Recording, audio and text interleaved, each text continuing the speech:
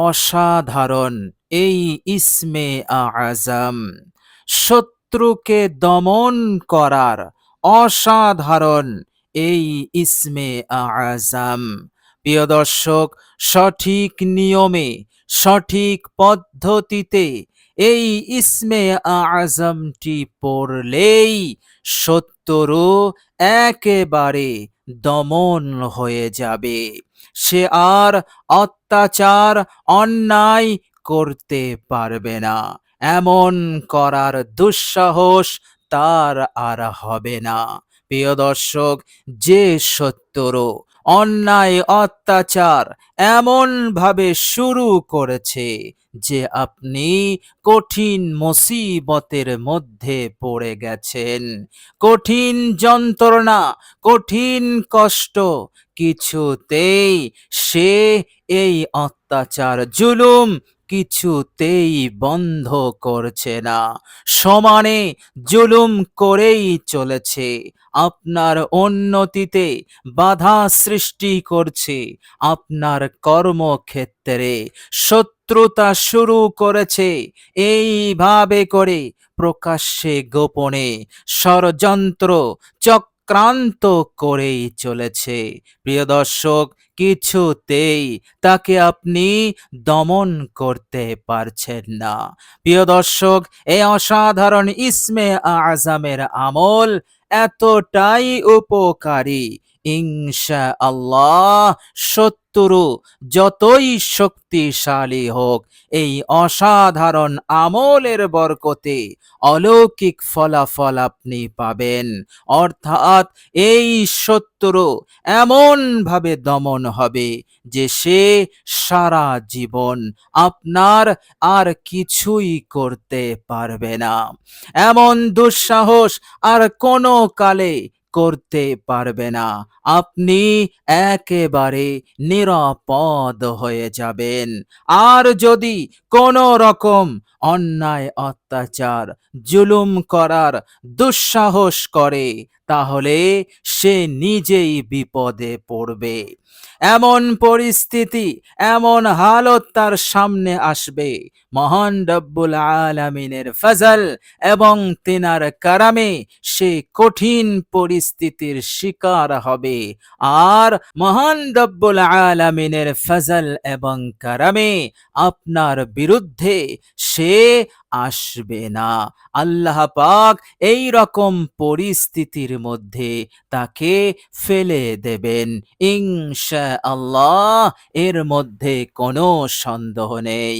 প্রিয় দর্শক, এই ইসমে আজম কতটা উপকারী, কতটা পাওয়ারফুল, কতটা শক্তিশালী হাদিস শরীফের মধ্যে এসেছে। আল্লাহর নবী সাল্লাল্লাহু আলাইহি ওয়াসাল্লামের বিখ্যাত সাহাবী হযরত যায়েদ বিন হারেসা রাদিয়াল্লাহু তাআলা আনহু, তিনি তিনার জীবনের একটি ঘটনা উল্লেখ করেছেন, যে ঘটনার সঙ্গে এই অসাধারণ ইসমে আজমের সম্পর্ক রয়েছে। প্রিয় দর্শক, তিনি বলছেন, আমি একদিন তায়েফে গেলাম, বাজার করলাম, যা কিছু কেনার সব কিনলাম। এরপর আমি বাড়িতে ফিরব, মাল সামান নিয়ে আমাকে বাড়িতে ফিরতে হবে। সুতরাং আমি একটি গাধা ভাড়া করলাম মাল সামান নিয়ে, যাতে করে আমি দ্রুত বাড়িতে পৌঁছাতে পারি। প্রিয় দর্শক, তখন যানবাহনের জন্য গাধা, খচ্চর, উট এই রকম প্রাণী পশুর মাধ্যমে তার উপরে সাওয়ার হয়ে মানুষ এক জায়গা হতে আরেক জায়গায় যেত। সুতরাং যায়েদ বিন হারেসা রাদিয়াল্লাহু তাআলা আনহু দ্রুত বাড়ি পৌঁছানোর জন্য তিনি গাধা ভাড়া করলেন। কতটা ভাড়া হবে, কেরায়া কত হবে, নির্ণয় হয়ে গেল। এরপর হযরত যায়েদ বিন হারেসা মাল সামান সেই গাধার ওপরে উঠিয়ে দিলেন। এবার যাত্রা শুরু করবেন। এমন সময় গাধার মালিক বললেন, ভাই, আপনাকে আমি দ্রুত বাড়িতে পৌঁছে দিতে পারবো, তবে আমার একটি জানাশোনা রাস্তা আছে। সেই রাস্তা দিয়ে যদি আপনি যাওয়ার অনুমতি দেন। যায়েদ বিন হারেসা রাদিয়াল্লাহু তাআলা আনহু বললেন, অবশ্যই, আপনি যদি সেই রাস্তা জানেন তাহলে সেই রাস্তা দিয়েই আমাকে আমার মাল সামান সহ বাড়িতে পৌঁছে দিন। প্রিয় দর্শক, রওনা হয়ে গেলেন এইভাবে করে সেই নতুন রাস্তা দিয়ে যায়েদ বিন হারেসা রাদিয়াল্লাহু তাআলা আনহুকে নিয়ে যাচ্ছেন। এইভাবে করে যেতে যেতে সেই অচেনা রাস্তা শেষ হয়ে গেল, রাস্তা আর নেই। যায়েদ বিন হারেসা রাদিয়াল্লাহু তাআলা আনহু তিনি বলছেন, আমি অবাক হয়ে গেলাম। সে বলেছিল আমার জানা একটি শর্টকাট রাস্তা আছে, কিন্তু এই রাস্তা তো শেষ হয়ে গেছে, অচেনা রাস্তা। দায়ে বাঁয়ে তিনি তাকালেন, দেখছেন শুধু জঙ্গল, কোনো ঘর বাড়ি নেই, কিছুই নেই, জনমানব শূন্য এক অচেনা জায়গা। যায়েদ বিন হারেসা বললেন, ভাই, আপনি আমাকে কোথায় নিয়ে এসেছেন? এখানে তো রাস্তা আর নেই। তখন সেই ব্যক্তি বলল, হ্যাঁ, আমি জেনে বুঝেই এই রাস্তায় তোকে নিয়ে এসেছি, এই গাধা থেকে এখনই নেমে পড়। যায়েদ বিন হারেসা রাদিয়াল্লাহু তাআলা আনহু বলছেন, আমার সঙ্গে এবার এই ব্যক্তি এমন দুর্ব্যবহার করতে লাগলো। আমি নেমে পড়লাম, হঠাৎ আমার নজর একটি জায়গায় পড়ল। সেই জায়গাতে একাধিক মানুষের লাশ পড়ে আছে। কাউকে মাথা শিরচ্ছেদ করা হয়েছে, কারো হাত পা কাটা হয়েছে। এই রকম মানুষের দেহটা বিচ্ছিন্নভাবে পড়ে রয়েছে, কোথাও মাথা, কোথাও পা। এইভাবে করে একাধিক মানুষকে নৃশংসভাবে হত্যা করে ওখানেই ফেলে দিয়েছে। প্রিয় দর্শক, যায়েদ বিন হারেসা রাদিয়াল্লাহু তাআলা আনহু বলছেন, এই ভয়ঙ্কর দৃশ্য দেখে আমি ভয় পেয়ে গেলাম। আমি বললাম, ভাই, আমাকে আপনি এখানে কেন নিয়ে এসেছেন? তখন সে বলল, তোকে হত্যা করব বলে আমি তোকে এখানে নিয়ে এসেছি। যায়েদ বিন হারেসা রাদিয়াল্লাহু তাআলা আনহু বললেন, ভাই, আমাকে ছেড়ে দিন, আমার যত মাল সামান আছে, এখানে অনেক টাকার মাল আছে, সব আপনি নিয়ে নেন, আমাকে ছেড়ে দিন, আমি বাড়িতে চলে যাব। তখন সেই খুনি বলল, না, তোর মাল সামানও নেব আর তোকে খুনও করব। প্রিয় দর্শক, যায়েদ বিন হারেসা রাদিয়াল্লাহু তাআলা আনহু বলছেন, আমি নিরুপায় হয়ে গেলাম, কঠিন মুসিবতের মধ্যে পড়ে গেলাম।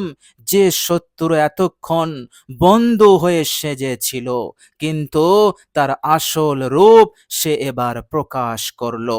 আমি নিশ্চিত হলাম যে সে আমার খুন করবে। তখন আমি তাকে বললাম, যখন আপনি আমাকে খুনই করবেন, তাহলে আমার শেষ আশাটা পূরণ করুন, আর সেটা হচ্ছে আমাকে 2 রাকাত নামাজ পড়তে দিন। তখন সে হাসি হাসতে লাগলো, বলল, তোর নামাজ আমার হাত হতে তোকে বাঁচাতে পারবে না। এইভাবে করে সে হাসতে লাগলো। যায়েদ বিন হারেসা রাদিয়াল্লাহু তাআলা আনহু তিনার কাছে কিছুটা পানি ছিল, সেই পানি দিয়ে অজু করলেন।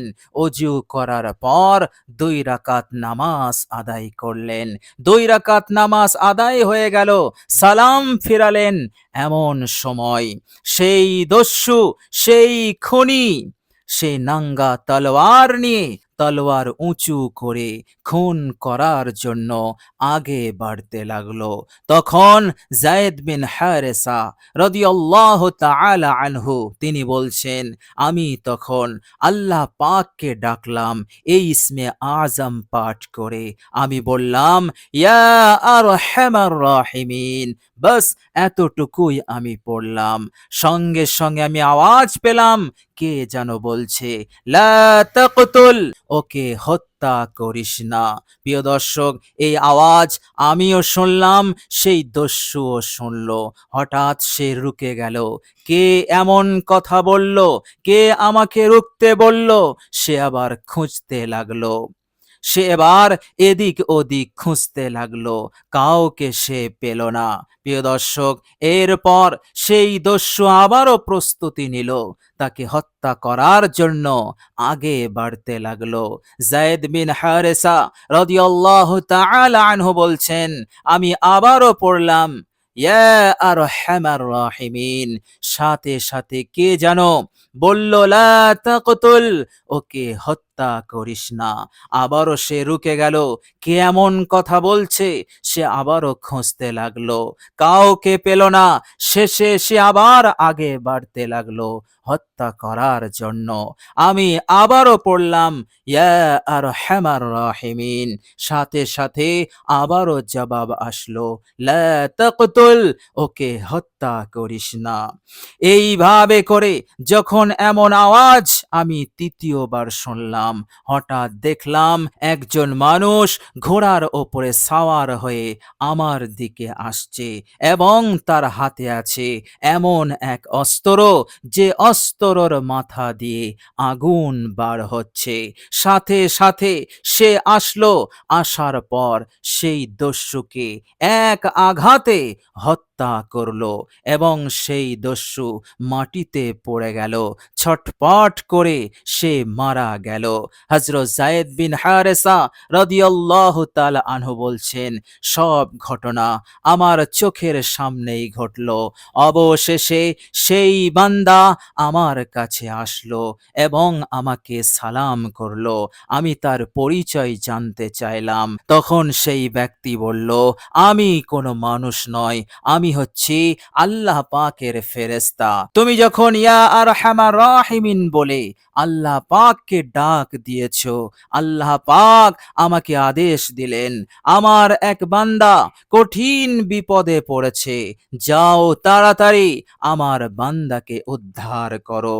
আমি আদেশ পাওয়ার সাথে সাথে আমি চতুর্থ আসমান হতে হাঁক দিলাম, ওই দস্যুকে, লা তাকতুল, ওকে হত্যা করিস না। কেননা তখন সে হত্যা করার জন্য আগে বাড়ছিল। এরপর তুমি যখন তৃতীয়বার পড়লে, আমি তখন দুনিয়ার আসমানে এসে গেছি। এরপর তুমি যখন তৃতীয়বার পড়লে, তখন আমি তোমার কাছে এসে গেছি এবং তোমাকে সাহায্য করেছি। তোমাকে আল্লাহ রাব্বুল আলামিনের আদেশে আমি বাঁচিয়েছি। বলুন সুবহানাল্লাহ।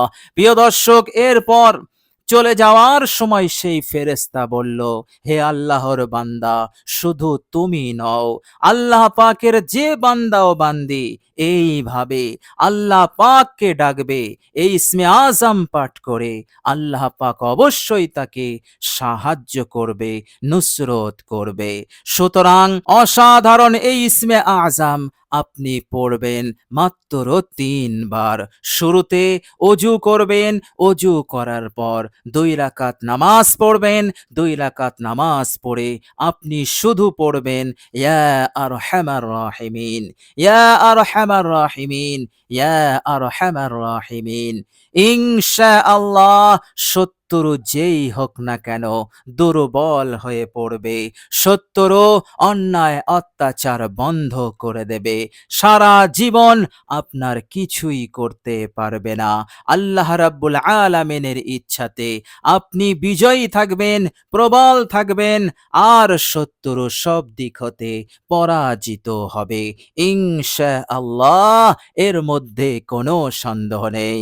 তো প্রিয় দর্শক, অসাধারণ আমল, অসাধারণ অলৌকিক এই আমলটি আপনি সুন্দরভাবে করবেন, অলৌকিক ফলাফল পাবেন, ওই পাবেন, এর মধ্যে কোনো সন্দেহ নেই। প্রিয় দর্শক, আল্লাহ পাকের কাছে দোয়া করি, আল্লাহ পাক যেন আমাদের সকলকে কবুল করেন, দুনিয়ার যাবতীয় অমঙ্গল অকল্যাণ হতে আমাকে আপনাকে যেন হেফাজত করেন। আমিন সুম্মা আমিন। প্রিয় দর্শক, কমেন্ট বক্সে একবার আমিন লিখে দেবেন। আজ এ পর্যন্তই। সকলে ভালো থাকবেন, সুস্থ থাকবেন। ভিডিওটি ভালো লাগলে একটি লাইক এবং শেয়ার করে দেবেন। প্রিয় দর্শক, শেষে আমার আন্তরিক সালাম নেবেন। আসসালামু আলাইকুম ওয়া রাহমাতুল্লাহি ওয়া বারাকাতুহু।